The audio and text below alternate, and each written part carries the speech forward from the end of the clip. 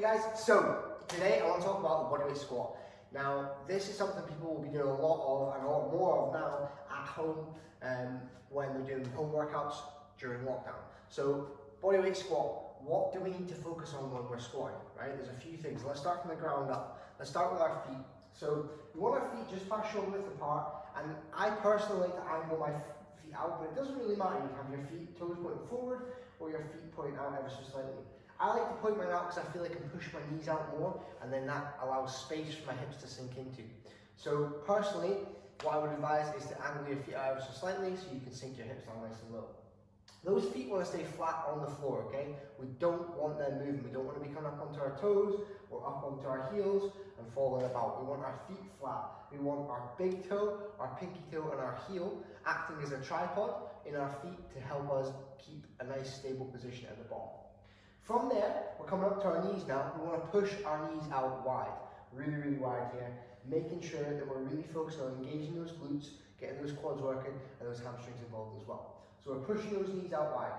Then after that, we're going to start to sink our hips down.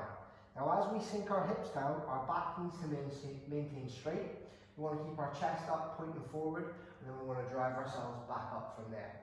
So we want to sink ourselves down as we push our knees out wide, drive ourselves up. So from the front, feet just past shoulder width apart, angling the feet up ever so slightly, pushing those knees out wide, sinking the hips down low, driving ourselves up from there. Now that's your and you're struggling with that bodyweight squat and you need some assistance. What you can do is quite simply add a chair, a bench, your sofa, whatever you can sit yourself down to. And the same principles apply. We're going to stand with our legs just touching the thing that we're sitting down to. We're going to slightly angle our toes out, or keep them straight, till up to you.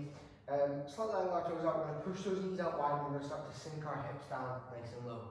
Now we're going to touch this box, and there's two things you can do. You can either sit yourself back, bring yourself forward, re-engage, and that's going to give you a little bit of a rest in between the reps, so you can sink yourself down, lower yourself back, bring yourself forward, drive yourself up. Or, if you're feeling quite comfortable with that, you can sink down, touch the bottom, then re-engage and drive up. So we're sinking ourselves down, touching the bottom with our hips, driving up. Sinking down, touching the bottom, driving up. But the principles are still the same, guys. Feet are nice and flat, knees are pushed out, we're sinking those hips down. Chest up, back's nice and straight, and we're looking forward.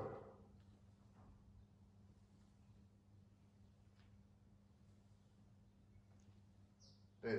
Next, if you want to change it up a little bit so that you're not always doing a bodyweight squat, so you can mix it up ever so slightly, another variation that you can do is a wall squat. Now, quite simply, we can sink ourselves down nice and low to that 90 degree angle. So what we want to do is keep our feet flat just in front of us. We want to sink our hips down to a 90 degree angle in our legs, keep our back, push ourselves back in towards the wall, keep that core nice and braced there, and we can hold this position. And we can do that for time, guys. So focusing a little bit more on the isometric hold there and just changing it up ever so slightly so we're not having to always do box squats or chair squats or bodyweight squats. So it's something to do, it's just a little bit of a variation for you. But again, another great variation that you can use to help keep that stimulus at home when you're training. Cool, and lastly, if you want to increase the resistance level and make it a little bit tougher for you, there's a couple of options that we have here. So we just talked about a wall squat there, which was an isometric hold, and we're holding our body in that position there, forcing the quads, glutes, hamstrings, core to be braced, and we're putting a lot of time under tension when we're doing that. Next, what we could do is we could add some weight. So if you've got maybe a kettlebell or a dumbbell or something you could rack up, even a backpack that you could fill with loads of water, you can hold this up in front or you can put it on your back, totally up to you, and we can rack it up, tuck our elbows nice and tight. Again, same principles, slightly angle those feet up, push the knees out nice and wide, sink ourselves nice and low. Now we can go through those same three things. We can go bodyweight squat, we can squat to a box if we're finding a bodyweight squat quite tough, or we can hold a wall squat here and rack it up in front. And we can add a little bit of resistance into that movement. So we can use the same three exercises, same three principles there, and make sure that we're getting a decent amount of stimulus into the legs through that squat.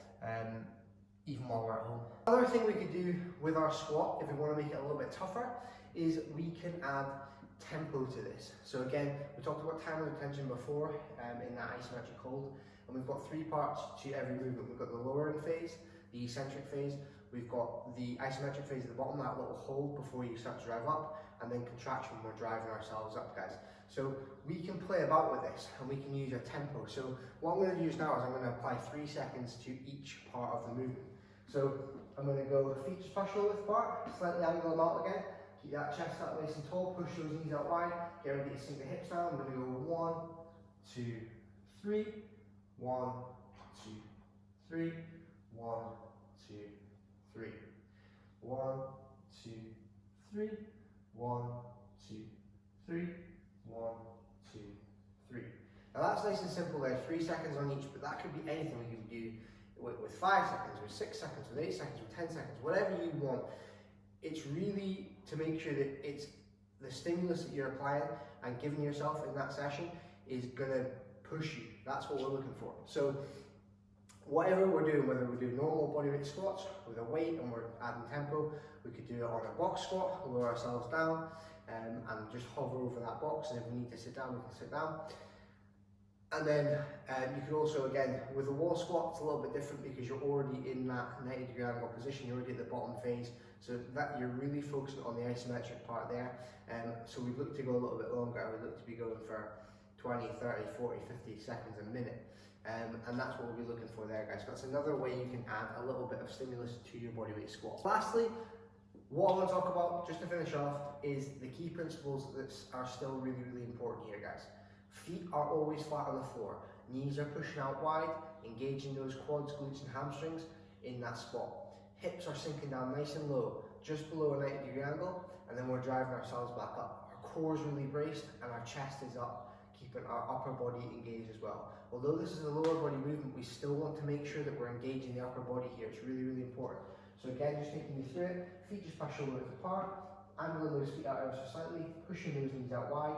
We're keeping our chest up, looking forward. We're sinking those hips down nice and low, just below 90-degree angle, and we're driving ourselves back up from there.